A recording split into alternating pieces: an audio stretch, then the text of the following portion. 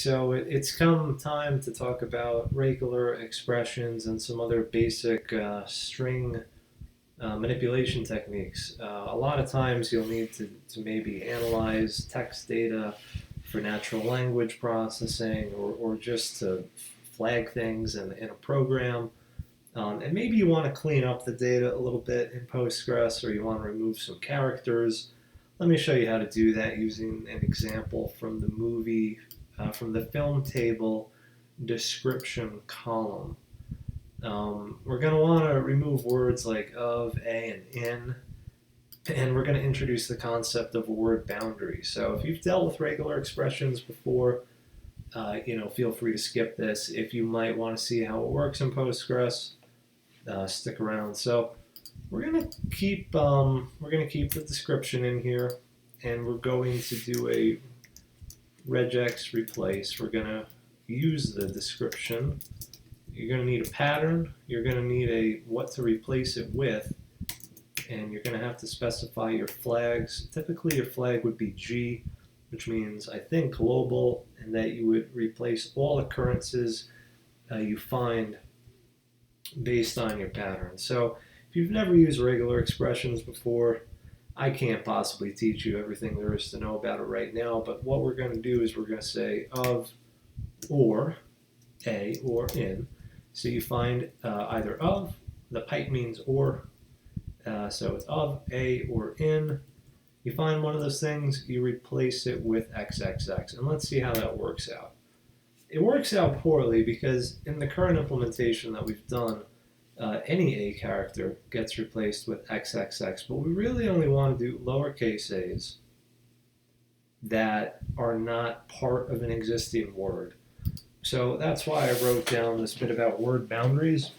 You can tell the regular expression engine that you only want to match, and let's just watch it with A. So let's say we want to match the beginning of a word denoted as a slash lowercase m and end of a word slash uppercase m. So just watch that fateful is going to correct itself here. There we go. So we can do that to all the words. It starts with a lower m for beginning of a word boundary, upper m. Probably other ways to do this. I just know this works. So now we kind of have this XXX. If we really wanted to just remove it, we could do this. But you'll notice that this brings up an entirely different problem. And so that's more than one space. So let me see if this will work. I'm not sure. Right.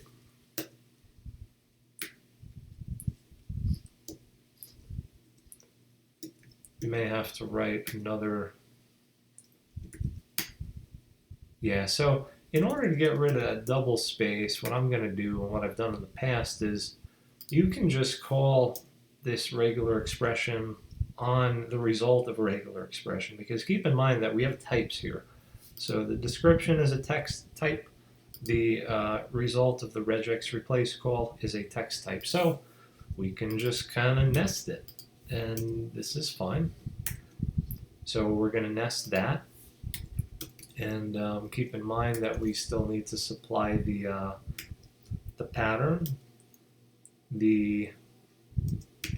what we want to replace it with, and the flag, so G. And we'll move that up here for cleanliness. Maybe indent it a little bit, just for fun. And so the pattern here is we want to find cases where there's more than one space, and I think the character for a space is an S. I don't think that's going to work. That's just going to kill all of our spaces, and now we've collapsed it down to just one big terrible string. If we do this, that's probably not going to work either. Well, actually, hang on. We're trying to replace it with a space. We're trying to find two spaces and replace it with a space. Let's see if that doesn't work. Add the plus character back, and that works. So what you've learned here is the pipe is or. You've learned the word boundary strategy for dealing with words. You've learned that you can kind of nest a regular expression within a regular expression. And let's just keep nesting thing. Let's say I want to do some kind of like word count analysis at some point, and I wanted to convert everything to lowercase. And there you go. And I also wanted to get the first letter of the description, and it seems like the first letter of the description is always A, so it's not terribly useful. But let's just copy this whole thing over, and we can use left to get maybe third character. Let's see what happens there. Right. So maybe there's a better way to do that. What do we want? We want the not so. Yeah. Well, what do we have here? What did it actually give us? Can we work with this? Making this up on the fly. Probably better to just avoid this.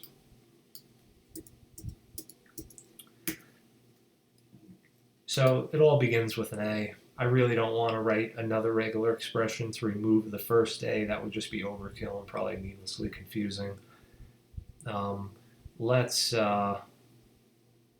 stop there, and we'll probably do a little more with regular expressions at another point. Let me just give you one more function to walk away with. If you want to get rid of leading and trailing spaces, this is a good one. You can trim. There are different flavors of trim depending on what you need. It really all depends. So let's stop it there. That's a good intro to regular expressions. And my recommendation to you as you kind of work more in data analysis is do as much data cleaning you can in the database before you take it to a scripting language. You'll be glad you did. You don't want to be battling new lines, tab characters, multiple spaces, just a whole bunch of ridiculous things you'd like to take care of before you actually have to write code. So, all right, thank you.